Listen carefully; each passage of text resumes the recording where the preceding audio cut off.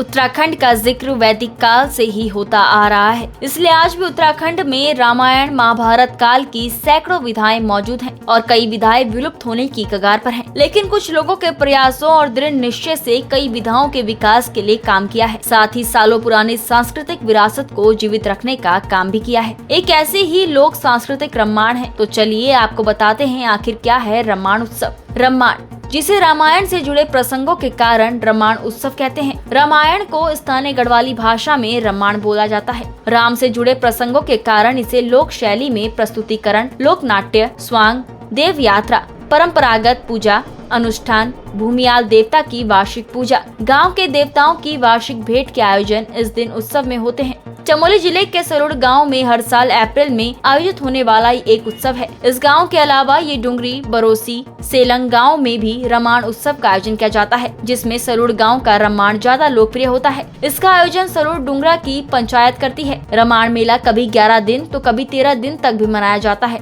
ये विविध कार्यक्रमों, पूजा और अनुष्ठानों की एक श्रृंखला है। इसमें सामूहिक पूजा, देव यात्रा, लोक नाट्य, नृत्य, गायन, मेला आदि आयोजन होते हैं। इसमें परंपरागत पूजा अनुष्ठान और मनोरंजक कार्यक्रम भी किए जाते हैं। ये भूमियाल देवता के वार्षिक पूजा का अवसर भी होता है और परिवारों और ग्राम क्षेत्र के देवताओं से भेंट करने का मौका भी। यूनेस्को द्वारा साल 2009 में इस रम्माण को विश्व की सांस्कृतिक धरोहर का दर्जा दिया गया था। 7 जोड़े पारंपरिक ढोल दमाऊ की थाप पर मोर मोरनी नृत्य, बाणियान, ख्यालरी, माल नृत्य सबको रोमांचित करने वाला होता है और कुरजोगी सबका मनोरंजन करता है। रम्माण की सबसे बड़ी विशेषता ये है कि ये संपूर्ण रामायण को संक्षिप्त रूप में नृत्य के माध्यम से प्रस्तुत किया जाता है और रामायण के पात्र पूरी वेशभूषा को पहनकर 18 तालों पर नृत्य करते हैं। साथ ही नृत्य के समय पात्रों के मध्य किसी भी प्रकार का संवाद नहीं होता है। जागर गीत दृश्यों के अनुसार रामायण गाते हैं। रामायण को प्रस्तुत करते समय विभिन्न प्रकार के मुखौटे पहने जाते हैं। साथ ही बीच बीच में भूमियाल देवता भी नृत्य करते हैं। रामायण में किन किन घटनाओं और दृश्य को प्रस्तुत किया जाता है? इसमें राम लक्ष्मण जन्म, जनकपुरी में भ्रमण, सीता स्वयंवर,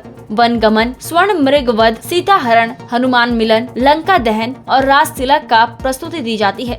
रम्माण उत्सव वर्ष 2007 तक एक निश्चित क्षेत्र तक सिमट रह गया था, लेकिन गांव वासियों द्वारा बताया गया कि स्थानीय गांव के शिक्षक डॉक्टर कुशल सिंह भंडारी की ही मेहनत का ये नतीजा था कि आज रम्माण को विश्व धरोहर सूची में शामिल किया गया है। डॉक्टर भंडारी ने रम्माण को लिपिबद्ध कर इसका अंग्रेजी अनुवाद किया। इसके बाद गढ़वाली विश्वविद्यालय लोक कला निष्पादन केंद्र की सहायता से 2008 में दिल्ली स्थित इंदिरा गांधी राष्ट्रीय कला केंद्र तक पहुंचाया और बाद में भारत सरकार ने यूनेस्को को भेज दिया, जिसका परिणाम ये हुआ कि रम्माण नृत्य को 2 अक्टूबर 2009 में विश्व विरासत सूची में सम्मिलित किया गया था।